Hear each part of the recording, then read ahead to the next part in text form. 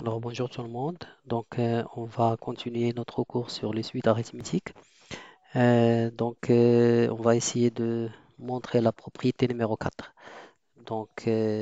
La propriété numéro 4, il nous donne la possibilité de calculer un terme de la suite en utilisant le terme précédent et le terme qui va venir après. Je vous donne un exemple. Si j'ai ici u de n, u de n plus 1. Ici, j'ai u de n moins 1. Alors, u de n, ce n'est que la moyenne des deux termes qui se trouvent à l'extrémité. Ça veut dire u de n moins 1 plus u de n plus 1 divisé par 2. C'est l'égalité, elle est triviale, hein. Si vous prenez par exemple ici 8, 10, 12, et suite arithmétique de raison 2. Donc 10, ce n'est que 12. 10, ce n'est que 12 plus 8 qui est 20 divisé par 2 qui est 10. D'accord? C'est ça. Pour montrer cette égalité, il suffit je vais commencer par ce terme-là. Alors, u de n moins 1 plus u de n plus 1 sur 2 égale. Alors, u de n moins 1, vous voyez ici, puisque on bouge par ajout de r, alors u de n moins 1, il sera juste u de n moins r. D'accord? Donc, c'est u de n moins r plus u de n plus 1, ça va être juste u de n plus r. D'accord? Sur 2. Donc, moins r plus r s'en va. On aura 2 u de n sur 2. Donc, c'est u de n. D'accord? On a bien montré que u de n, il est égal à u de n moins 1 plus u de n plus 1 divisé par 2. D'accord? Donc, maintenant, on va voir un exercice pour bien comprendre cette égalité.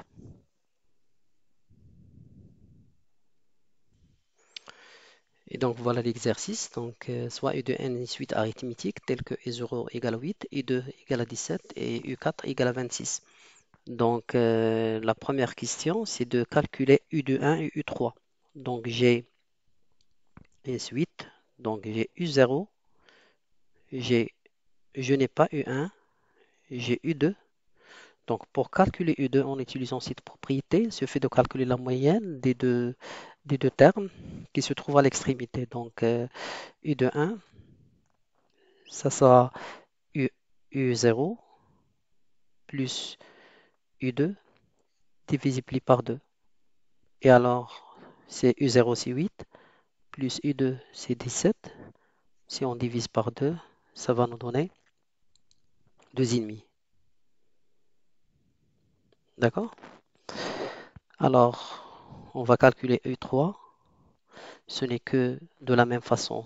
U2 plus U4, pardon. Alors, plus U4 divisé par 2. Donc, U2 c'est 17. Plus U4 c'est 26, divisé par 2, ça va nous donner 21,5. D'accord? Donc on a bien calculé U de 1 et U3. Maintenant, l'exercice nous demande de calculer la raison. J'ai U1, j'ai U2, j'ai U3, j'ai U4 aussi. La méthode la plus simple, c'est de calculer la différence entre deux termes consécutifs. Alors, je calcule par exemple la différence entre U1 et U0. Donc R, ça doit être U1 moins U0. Bon, ça va être U1 c'est 2,5 moins 8.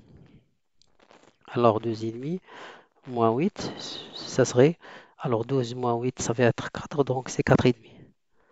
Voilà. Donc de cette manière-là, on pourra calculer la raison.